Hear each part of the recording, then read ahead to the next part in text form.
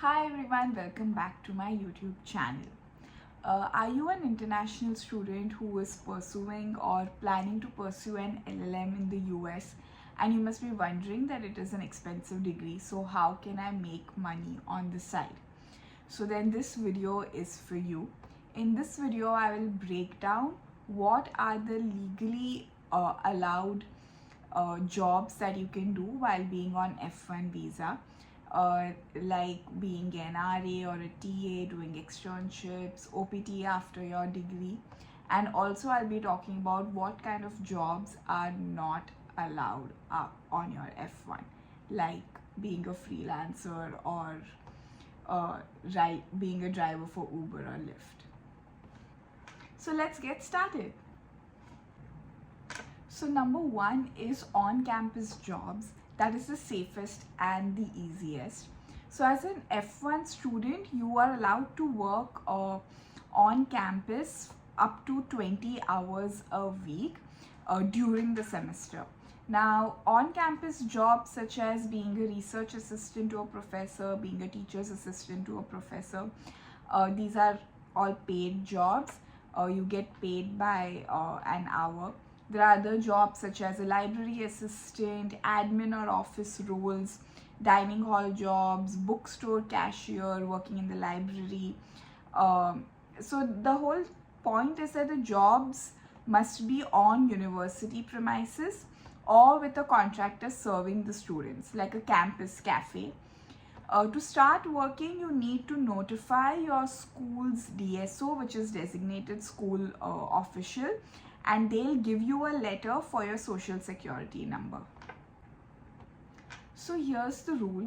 You can only work 20 hours a week during your semester and never exceed this time, because even working 21 hours is said to be the violation, or is said to be a visa violation.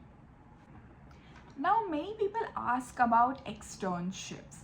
Now, externships are a great way to gain real legal experience, but they are typically unpaid. An externship is usually something that you do for academic credit.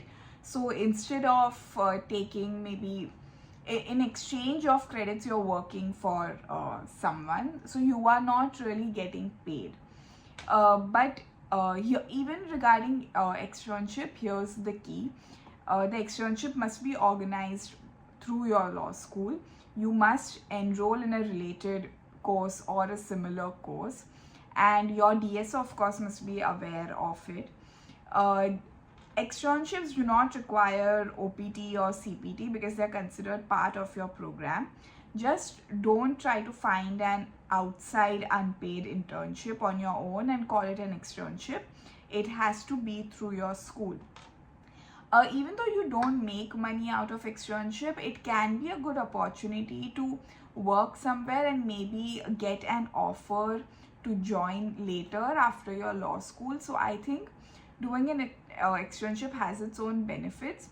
The only downside of doing an externship, and the reason I didn't do an externship, was because it takes away a lot of your credits, and I wanted to in fact do a lot of courses while in law school, so I didn't do an externship. What I did was I was an RA to a professor, and that gave me some decent money, and that's what I did. I was part of a journal too, but that was unpaid.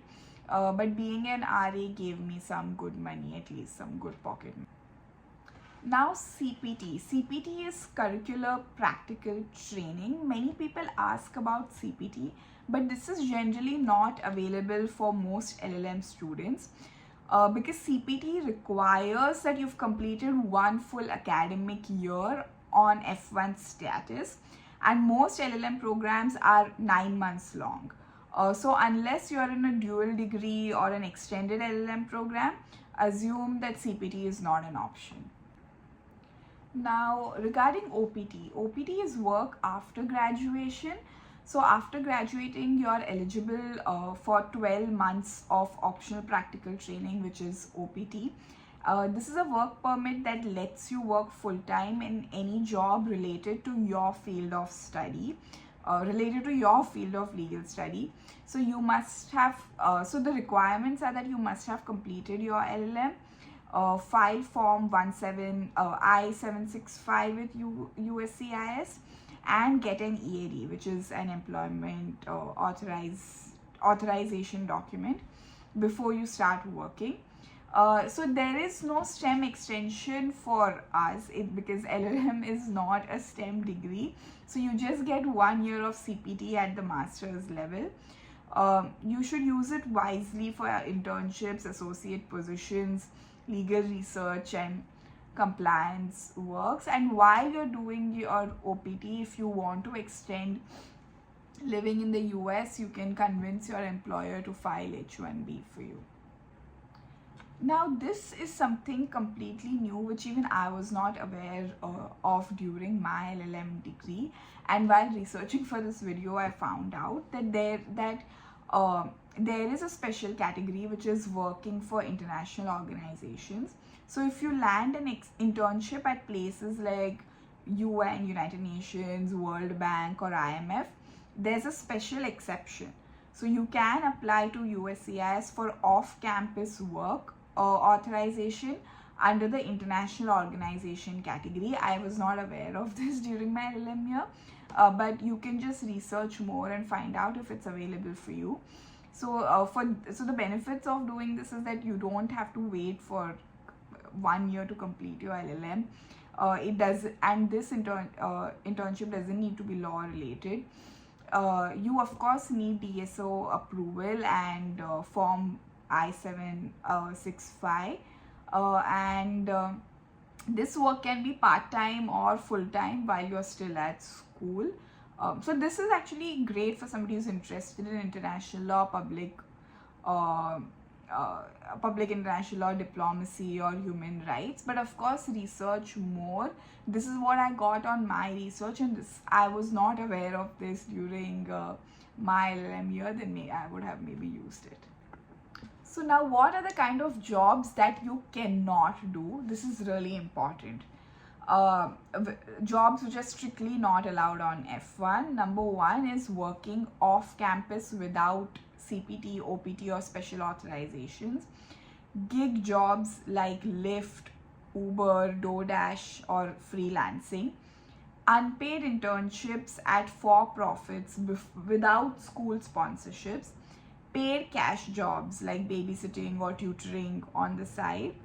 Working during your 60-day grace period after graduation. So you cannot start working before your OPT period starts. And exceeding 20 hours a week on campus during the semester.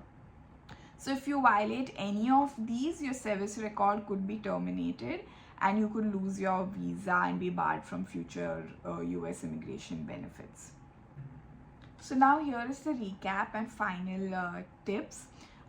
So here's what's legal during your LLM year. Number one, on-campus jobs like being a research assistant, teacher's assistant, working at the library, admin.